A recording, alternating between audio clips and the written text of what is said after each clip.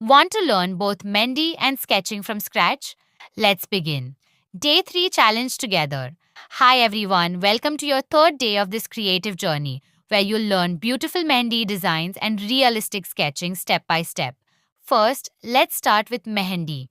Focus on the basics, simple lines, dots, and smooth curves. These small elements are the foundation of every stunning design you see.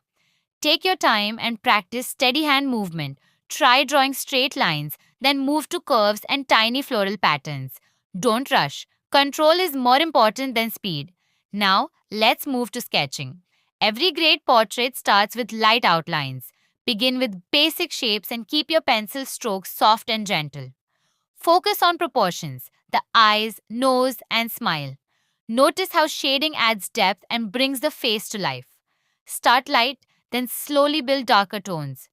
This is just day 3, so practice these basics well. Keep practicing, stay consistent, and get ready. Because tomorrow, we'll take your skills to the next level.